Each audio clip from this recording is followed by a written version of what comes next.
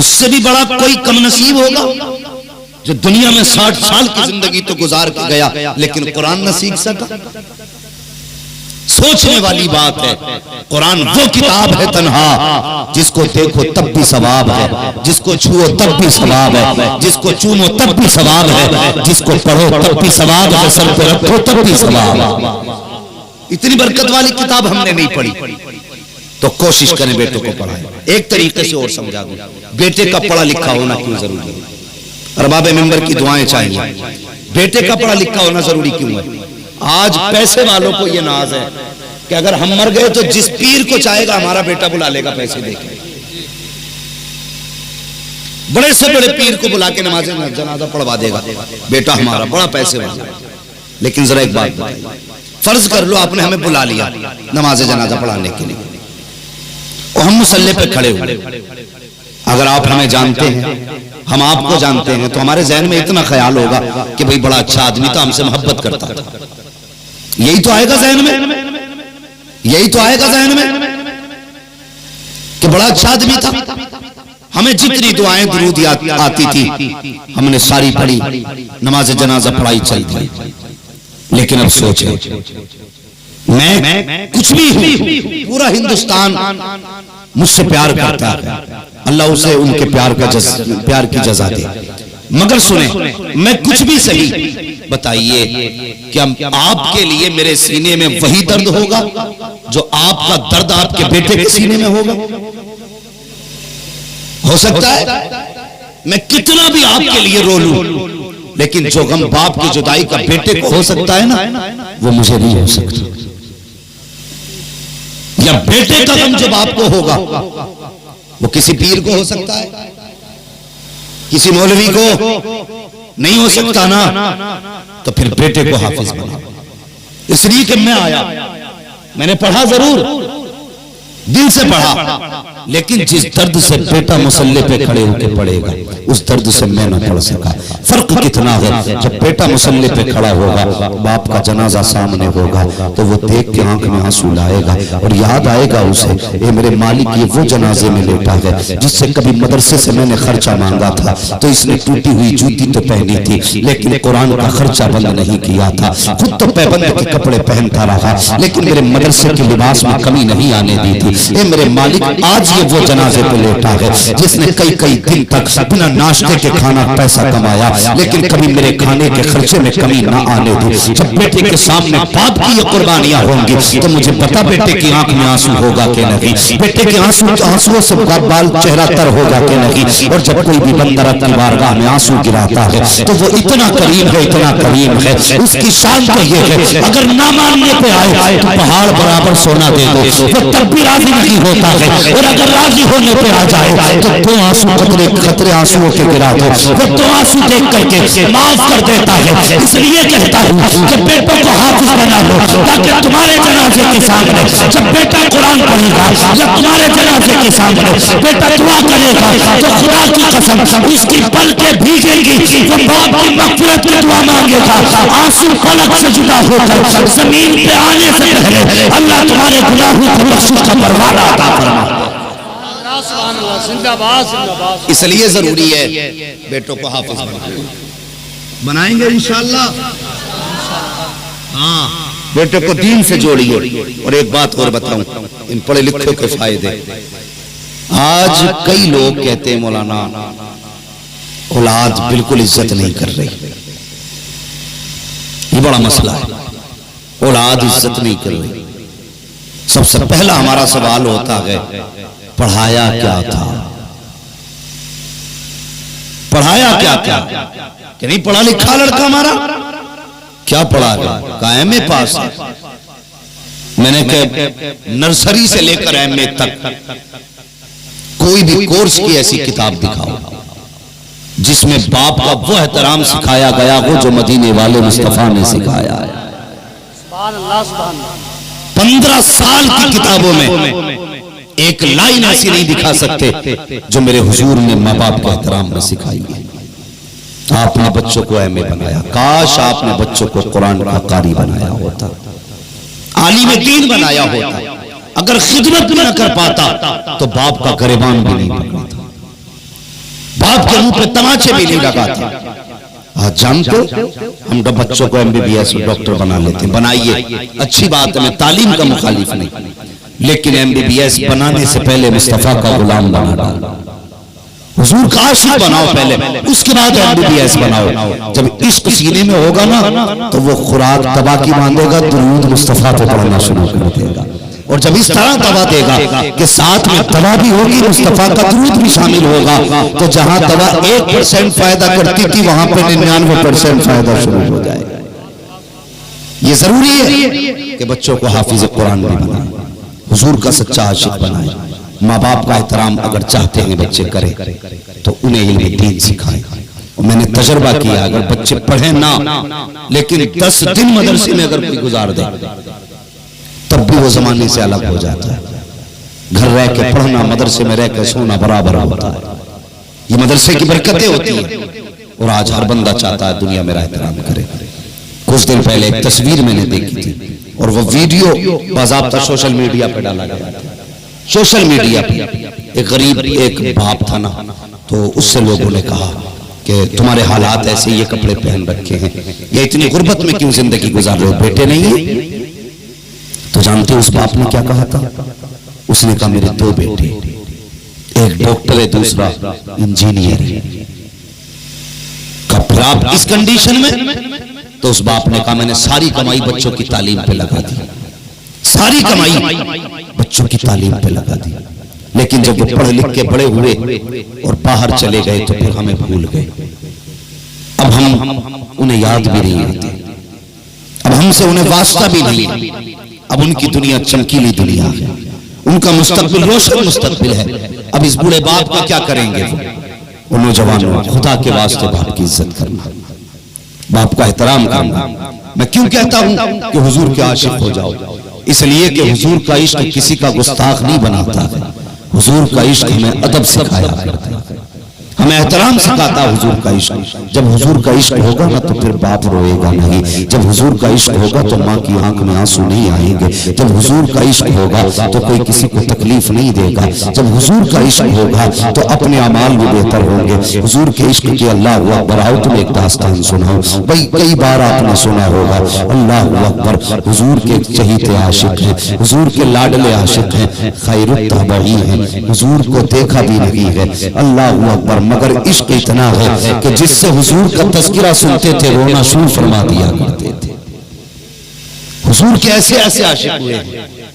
अल्लाह अकबर। मेरे हुजूर ने फरमाया था मेरे सहाबा तुम्हारे लिए एक खुशखबरी है और बाद वालों के लिए 3 खुशखबरियां, तुम्हारे लिए एक और मुबारकबादी, लेकिन बाद वालों के लिए 3 मर्तबा मुबारकबादी। किस बात पर हुजूर? कहा कि तुम्हें मुबारकबादी इस बात पर है कि तुम मेरे सहाबा, तुमने मुझे देख के कलमा पढ़ा, इसलिए एक मुबारकबादी। और बाद वालों को 3 मुबारकबादी। सहाबा कहने लगे या रसूल अल्लाह, जमाना आपका, हम आपके जमाने में हैं, हम आपके ज्यादा करीब हैं, तो ज्यादा मुबारकबाद के मुस्तहिक तो हम हुए ना, फिर बाद वाले क्यों? तो हुजूर ने फरमाया था बाद वाले मुबारकबाद के लायक इसलिए हैं कि तुमने देख के कलमा पढ़ा है, वो मुझे देखे बगैर कलमा पढ़ा है। तुम में से किसी ने चांद के टुकड़े होते देखे तब कलमा पढ़ा, तुम में से किसी ने सूरज को पलटते हुए देखा तब कलमा पढ़ा, और वो तो मेरा नूर देखा भी नहीं उन्होंने, कोई मौजज़ा नहीं देखा होगा। लेकिन कोई आशिक कहेगा हुजूर का इश्क ऐसा था, हुजूर का जलवा ऐसा था कि उसकी कोई मिसाल नहीं थी, तो वो भी साथ में कहने लगेंगे लम याती नज़ीर कफी नज़रीन मिसले तो नशुद पैदा जाना, जग राज को ताज सरे सरसो है तुझको शहर सरा जाना। जब कोई हुजूर के जलवों की बात कहेगा तो वो बगैर देखे कहेंगे सरवर कहूं के मालिक हो, मौला कहूं तुझे, बागे खलील का गुले ज़ेबा कहूं तुझे, तेरे तो वस्फ़ है वो तनाज़ी से है बड़ी हैरान मेरे शाह, मैं क्या क्या कहूं तुझे। आका फरमाते हैं तुम देख के कलमा पढ़ते हो, उन्हें मुबारकबाद इसलिए कि वो देख के नहीं बल्कि जो सुनेंगे उसी पे ईमान रखना शुरू कर डालता। ये हमारा इश्क। लेकिन ये याद रहे कोई भी ताबई सहाबी के बराबर नहीं हो सकता। ख्याल रखे यहां पे मैंने अफजलियत साबित नहीं की है। कोई ये ना कह दे कि वो मौलवी आम उम्मती को सहाबा से अफजल बताते गए। अफजल नहीं बताया है, हुजूर की जानिब से जो मुबारकबादी दी गई है वो बात बताई। इसलिए हम इस दौर में जी रहे हैं तो हुजूर से इश्क करें, हुजूर से प्यार करें, और हुजूर का इश्क ही हमारे लिए जरिए निजात है। माँ बाप का एहतराम करें, कद्र करें माँ बाप की। अगर इश्क होगा हुजूर का ना तो फिर कोई बच्चा माँ के मुंह पर तमाचा नहीं मारेगा। अभी कुछ खबरें ऐसी मिली हैं कि बेटों ने माँ बाप को मारा, ये हालात हो गए हमारे।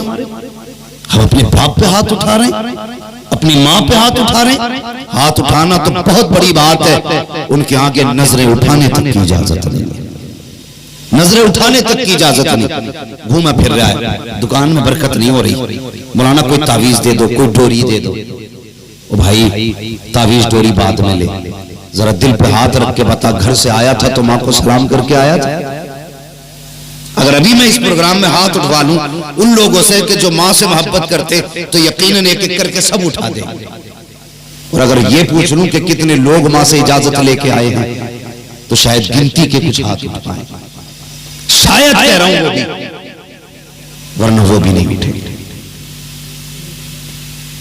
हुजूर से इश्क करते हो तो एहतराम वैसे करो ना मेरे हुजूर ने जैसे सिखाया, जैसा प्यार मेरे हुजूर ने सिखाया वैसा प्यार करो। अल्लाहु अकबर। वो लोगों माँ बाप होते, नौजवानों माँ बाप होते, ये कितनी बड़ी दौलत है। कभी ये चले जाएं तब पता चलेगा कि हमने क्या खो दिया है। उनसे पूछो जिनके सर पे बाप का साया नहीं है, उनकी जिंदगी कैसी गुजरा करती है। मेरे बच्चों, कभी भी माँ बाप को तंग न किया करो, अपनी ख्वाहिशात के लिए माँ बाप को जलील न किया करो, उनके आगे अकल के खड़े ना हुआ करो। अगर कामयाबी चाहते हो उनके फरमान पर गर्दन झुका दिया करो, जिसमें बाप राजी उसमें तुम राजी हो जाया करो। फिर देखो खुदा की कसम अल्लाह जिंदगी में कितनी बहारें देता है। दुकान खोलोगे माँ की दुआएं शामिल होंगी, घर से चलोगे माँ की दुआएं शामिल होंगी, बिजनेस करोगे माँ की दुआएं शामिल होंगी, कोई भी कारोबार करोगे बाप की दुआएं शामिल होंगी। जब ये दुआएं तुम्हारे साथ में हर हाल में रहेंगी तो हिम्मत नहीं मुसीबतें तुम्हारे पास आ जाएं, आफतें तुम्हारा दरवाजा देख ले। मैंने सुना है और पढ़ा भी है, जब माँ दुआ के लिए बैठती है तो उसकी अकेली की दुआ, अगर उसके मुकाबले में 70 वली बैठ करके एक बंदे के लिए दुआ करने बैठ जाए और एक माँ दुआ करने बैठ जाए तो 70 वलियों की दुआ कुछ बिगाड़ नहीं सकती है। एक माँ की दुआ कश्ती को भवन से निकाल कर लगाने लगाते हैं।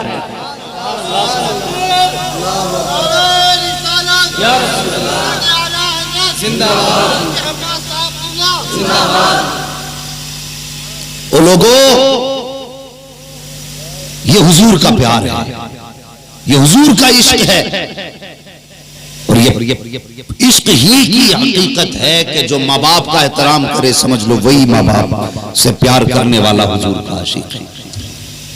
वरना तुम नहीं जानते मेरे हुजूर के पास कोई कमी थी?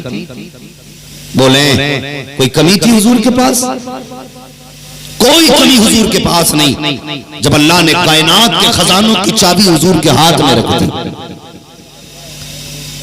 हुजूर के हाथ में रख दी, महबूब जो चाहे जिसे चाहे दे, इशारा तेरा होगा खजाना मेरा होगा। इतनी पावर दे के सब कुछ दिया तो फिर कोई कमी? बोले कोई कमी? कोई कमी नहीं। तकलीफ नहीं होगी? जिस हुजूर को दुनिया मान गई, जिस पैगंबर को दुनिया मान गई, उन्हीं की उम्मत अभी इस चीज में लगी है। वो क्या दे सकते हैं क्या नहीं दे सकते। हम ये लड़ने रह गए थे? हुजूर की अता पे झगड़ा करना उम्मत का काम था। हम हुजूर के आशिक थे तो हमें तो आंखें बंद करके मान लेना चाहिए था। जब कुरान कहता माता कुमुर रसूल फखुजू, वो लोगों मेरा रसूल जो तुम्हें दे वो ले लो, ये इतना आम हुक्म क्यों दिया गया? इसलिए कि खजानों की चाबी हुजूर के हाथ में। तो अभी हम इसी पे रह गए कि हुजूर ये नहीं दे सकते, हुजूर वो नहीं दे सकते। वो बता जिसने ला के खुदा का दीन दे दिया हो वो क्या नहीं दे सकता? और अंदाजा लगाइए कमोबेश 1,24,000 अंबिया आए, लेकिन सिर्फ दावे थे कि खुदा है, दलील नहीं थी उनके पास, यानी गवाह, चश्मदीद गवाह कोई नहीं था उनमें। दावे के साथ दलीलें थी, लेकिन मैं जो कहना चाहता हूं कि चश्मदीद गवाह कोई नहीं था, लेकिन जब हुजूर को भेजा गया ना तो सिर्फ दावा देकर के नहीं बल्कि दावे के साथ चश्मदीद बना करके भेजा गया। सबने कहा हमने नहीं देखा खुदा को, लेकिन हुजूर ने कहा मैंने देखा। और फिर भी दुनिया ये कहे कि हुजूर को ये खबर नहीं वो खबर नहीं। और मुझे बता आला हजरत ने क्या बुरा कह दिया? आला हजरत ने यही बात तो कही है, और कोई गैब क्या तुमसे निहा हो भला, जब ना खुदा ही छुपा तुम पे करोड़ों दुरूद, और जिस साथ से खुदा ना छुपा उससे और क्या छुप सकता है। तो आज उम्मत को ये दिन देखने थे कि हुजूर को ये नहीं आता, हुजूर को वो नहीं आता। उनके इल्म में तनकीस करना, उनकी जात को झुकाना नहीं तो और क्या है। ये इश्क की कौन सी हकीकत है? हम नबी के इल्म को कम बताएं, नबी की बिनाई को कम बताएं। इश्क ये नहीं, इश्क ये है कि एक आशिक हुजूर की जब उनको तख्ते दार पर चढ़ाया गया तो उनके बदन में नेज़े फूके गए, बर्छियां गाड़ी गई, तड़पा तड़पा के मारने का प्लान था। उन्होंने फौरन सदा दी, या रसूल अल्लाह अपने आशिक का हाल देख ले। सहाबी की कहानी है, वो कहते या रसूल अल्लाह अपने आशिक का हाल देख ले। इतनी बात जब कही है ना, अल्लाह अकबर, वो कहां थे हुजूर कहां थे? खंजर चले किसी पे तड़पते हैं हम अमीर, सारे जहां का दर्द हमारे जिगर में है। उन्होंने आवाज दी, हुजूर अपनी जगह से उठे और सामने वाली पहाड़ी पे आके खड़े हो गए। फिर उनके नेज़े लगते रहे, तीर लगते रहे, वो मुस्कुराते रहे। पूछा गया इतने जख्मों पे भी मुस्कुरा रहा देखो? तो उन्होंने कहा था जब सामने जाना हो तो दर्द का एहसास ही नहीं होता। यही सही था उनका, और वो जानते थे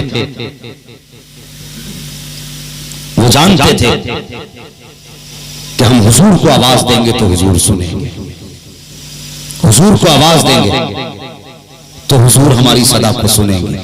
वो इस बात को जानते थे। आज हम इस बात में झगड़ा कर रहे हैं, खुदा के वास्ते अब ये झगड़े खत्म करो। हुजूर को जैसा मानने का हक है वैसे मानो, वरना झगड़ा हमारा भी किसी से नहीं। किसी ने जमीन हमारी नहीं हड़पी है, किसी ने जायदाद पर कब्जा नहीं किया। तकलीफ इस बात की है उम्मत आज तक किसी में लड़ती रही। हुजूर को क्या खबर है क्या नहीं? अगर खबर ना होती तो हजारों बरस पहले कयामत की निशानियां बता देते। अगर खबर ना होती तो कयामत कब आएगी ये हुजूर बता देते। वो भी तो कहते थे कि इसका इल्म सिर्फ अल्लाह को है, मैं नहीं जानता। लेकिन जो निशानियां बता रहा वो कयामत कब आएगी ये भी बता रहा। इसलिए खुदा रहा हुजूर की जात पे झगड़ा ना करो, हुजूर की जात पे झगड़ा ना करो। हुजूर की जात झगड़े के लिए नहीं, हुजूर की जात इत्तेहाद के लिए, हुजूर की जात इत्तेफाक के लिए है। और लोग कहते हैं यार सब कलमा पढ़ने वाले हो, फिर इत्तेफाक क्यों रही है? तो सीधी सी बात है, तुम भी हुजूर को ऐसा मानो जैसा अबू बकर ने माना है, जैसा हुजूर को उमर ने माना है, जैसा हुजूर को उस्मान गनी ने माना है, जैसा उस्मान को मौला अली ने माना है, वैसा मान लो, इख्तिलाफ खत्म हो जाएगा। तुम भी ऐसा मान लो जैसे हुजूर के सहाबा ने माना है, और इतना कह दो मैं मुजरिम हुआ था, मुझे साथ ले लो, जलसे में है जा बचाता ले। नारे तकबीर, नारे रिसालत, मसलके आला हज़रत, मसलके आला हज़रत हज़रत अल्लामा मुफ्ती हम्माद साहब क़िबला, हज़रत अल्लामा मुफ्ती हम्माद साहब क़िबला। नारे तकबीर, नारे रिसालत। वो लोगों हुजूर से इश्क करो, हुजूर से वफा करो। समझ रहे मेरी बात? आप मुझसे प्यार भी करें और मेरे अंदर खामियां तलाश करें तो लोग कहेंगे ये तेरा प्यार झूठा है। आप हुजूर से मोहब्बत करें और उनके अंदर कमियां तलाश करें तो फिर हम दावे में कितने सच्चे हैं अपने, हमें खुद गौर करना। गाली देना मेरा काम नहीं, मेरा काम सीधी बात समझा देना। हाँ, अगर कोई जन्नत में गया तो मेरे बाप का कुछ नहीं जाएगा, कोई दोज़ख में चला गया तो मेरा कुछ बिगड़ने वाला भी नहीं है। हाँ, सबको अपनी अपनी कब्र में लेटना है। हुजूर से प्यार करो, हुजूर से वफा करो, हुजूर से सच्चा इश्क करो। तो हमने तो कोई कीमत ही नहीं लगाई हुजूर के इश्क की, लोगों ने कितनी बड़ी बड़ी कीमतें लगाई है। अल्लाह अकबर, कौन नहीं जानता है हुजूर के इश्क में हजरत बिलाल की आप जिंदगी देखें, कोई दुख नहीं उठाया हमने। आज हम कह देते, आज सोचते जर्दा खाना ही ये हुजूर का इश्क है, बिरयानी उधेड़ना ये हुजूर का इश्क है, 11वीं में जाके पलटे तोड़ना लड़ना ये हुजूर का इश्क है। हमने इसको इश्क का मयार बना दिया, देगों पे लड़ गए, कई जगह सर फूट गए 11वीं में, कहा किसरिए का जर्दा ना मिला। ये हालात है हमारे, खुद ही पकाते हैं, खुद ही लड़ जाते हैं। यही से नहीं, ये तबर्रुक है, इतना मिल जाए तब भी बरकत वाला, और इतना मिल जाए तब भी बरकत वाला। हाँ, अल्लाह खैर करे, समझाना मकसद है, और थोड़ा सा अकल से काम किया करो। 11वीं में मस्जिद में लड्डू बंटते हैं, किसी को ना मिले ना तो कहते इमाम साहब ने कम मंगाए होंगे। अब बताइए कम क्यों ना पड़ेंगे? अमीर है तो 11 रुपए दे रहे हैं, गरीब है तो भी 11 ही दे रहे हैं, बीच का है तो भी 11 ही दे रहे हैं। बताओ ये 11 रुपए हैं क्या? हैसियत अगर कहो कि 11वीं की निस्बत से 11 रुपए हैं तो फिर 1100 भी तो 11वीं की निस्बत से होते हैं। अगर हैसियत 1100 देने की है तो 1100 दे, 11,000 की हैसियत है 11,000 दे, लेकिन करते क्या है? हर घर से 11 रुपए आए, और 11 रुपए में कितने लड्डू मिलते हैं? अल्लाह सलामत रखे। कुछ लोग जानते हैं कितने मिलते हैं, कितने? 2। मान लो अगर एक भी बटा तो हमने मस्जिद में दिए 11 रुपए, हमारे घर से गए 6 बच्चे लेने। बताइए अंदाजा है कुछ? 11 रुपए के 2 लड्डू मिले, 6 लोग लेने पहुंच गए, तो जो हमने दिया था 2 लड्डू तो हमारे मिल गए, बाकी के 4 कहां से आएंगे? इमाम साहब अपना गल्ला बेचे, महीने की तनख्वाह दे, लड्डू पूरे करें। गलत कह रहा हूं? ये सही बात कह रहा हूं। तो ख्याल करें 11वीं को 11वीं के तरीके से मनाया करें। हाँ, लेकिन जिम्मेदारी इमाम ही है बेचारे कि लड्डू बचा लिए होंगे, पैसे निकाल लिए होंगे। कितने तो इतने अक्लमंद हैं, इतने अक्लमंद हैं, इधर मस्जिद में पैसे आने शुरू, वो कॉपी लेके बैठ जाते हैं। है तुम्हारे गांव में भी? अल्लाह सलामत रखे। तो क्यों है कॉपी? हमने लिखा इमाम साहब 10 रुपए जेब में न सरकार लें। अगर तुम्हें इतना एतमाद नहीं, जो मुसल्ले पे खड़ा है वो 10 रुपए चुराएगा, तुम्हारी नमाज हो जाएगी? एक चोर के पीछे नमाज हो सकती है? अगर नहीं हो सकती तो फिर नमाज छोड़ या फिर कॉपी छोड़, खुद भूल जाएगा 10 रुपए लिखना, और कह देगा यार हिसाब में गड़बड़ी है। या एक के अगर इमाम ने दोबारा ऐलान कर दिया, उन्होंने डबल चढ़ा दिया, तो कहता 20 रुपए ज्यादा हो रहे थे, वो कहां है? तो ये खुराफात करने का काम रह गया हमारा। इस दिन के लिए बचे थे हम। अगर अब भी नहीं सुधरेंगे तो कब सुधरेंगे? इश्क करो, हुजूर से वफा करो, हुजूर से प्यार करो, और हर आलिम का एहतराम ये सोच के किया करो ये मेरे हुजूर के इल्म का वारिस है, इसलिए से किया करो, और हुजूर से इश्क करो। इश्क क्या है कभी समझा ही नहीं। हमने तो जर्दा खा लिया तो हो गए मुसलमान, बिरयानी खा ली तो हो गए मुसलमान। और उनसे पूछो जिन्होंने कीमतें चुकाई है इश्क की। अल्लाह अकबर। हजरत बिलाल को कोई नहीं जानता है, बच्चा बच्चा हजरत बिलाल को जानता है। एक एक बच्चे से पूछो बिलाल कौन है, तो कहेगा हुजूर का आशिक है बिलाल। कौन है? हुजूर का दीवाना है बिलाल। इश्क कैसा बिलाल का? अल्लाह अकबर। जब कोड़े मारे जाते थे ना, अहद अहद की सदाएं निकला करती थी। आपको तकते दहकते हुए कोयलों पे लिटाया जाता।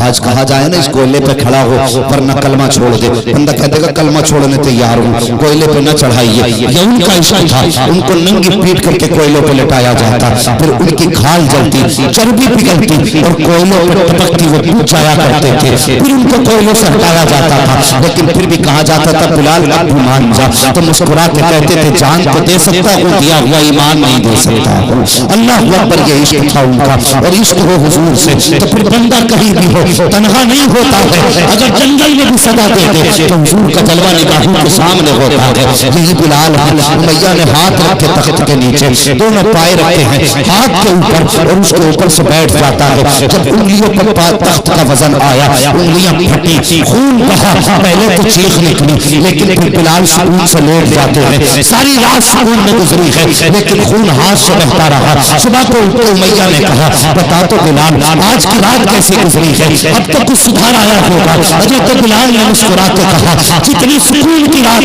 आज की गुजरी है, बिलाल की इससे बेहतर रात पहले नहीं गुजरी थी। का ताज्जुब होता है, सारी रात तेरे हाथ से खून बहता रहा, फिर भी तू कहता है सुकून की रात गुजरी है।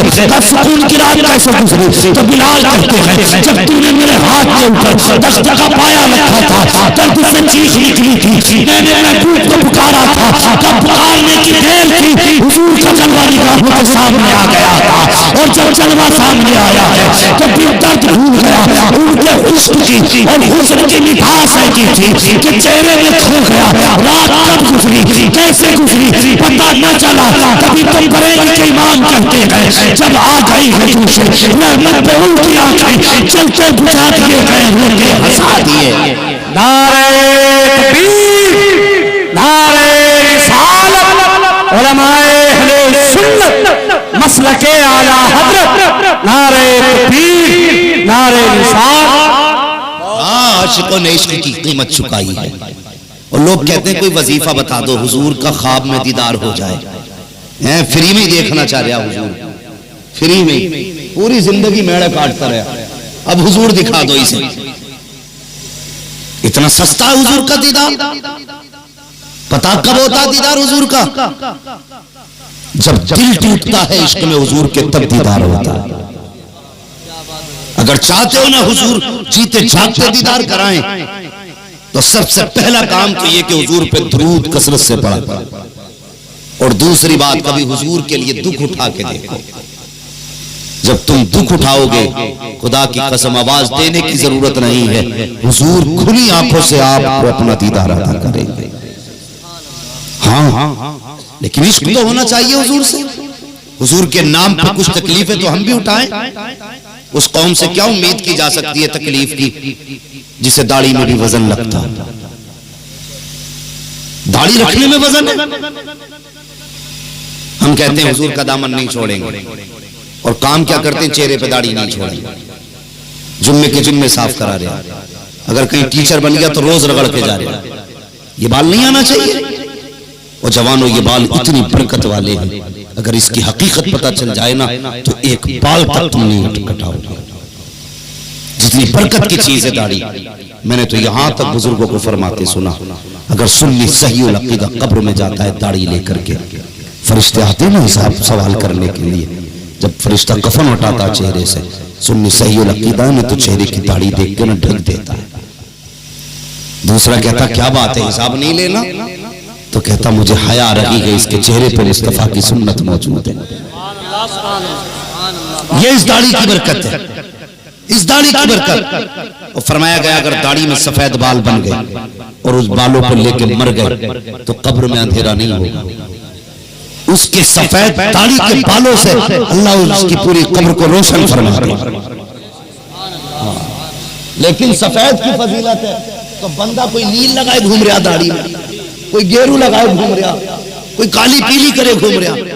और भाई ये जितनी सफेद होती है उतनी खूबसूरती बढ़ाया करती है।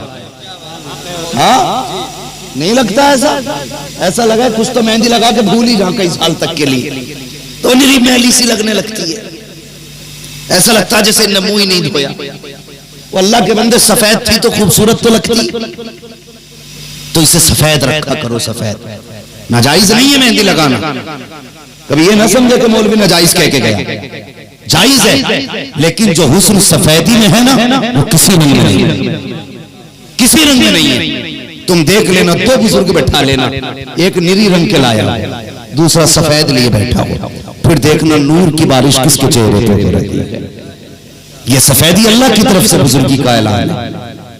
तो चेहरों पे दाढ़ियां सजाएं नौजवानों, फिर इसकी बेपनाह बरकतें हैं। बेपनाह बरकतें हैं। और हुजूर के नाम पे दाढ़ी रखो, हुजूर के नाम पे, फिर देख खुदा की कसम, अल्लाह के करम से हुजूर तुझ पे कितने मेहरबान होते हैं। हम दाढ़ी ही नहीं रख सकते, जुम्मे के जुम्मे कटवा रहे। अगर कोई बंदा, वो था ना एक शख्स ने कार्टून बनाया था, तो हम मजम्मत करते हैं, गलत किया मिल जाए तो गर्दन काट दें उसकी, ये इश्क है। मगर बात यह है हम कार्टून बनाने वाले पे इतने नाराज, और जो रोज दाढ़ी मुंडा के नाली में फेंकते हैं, क्या उन्हें हुजूर की सुन्नत याद नहीं आती?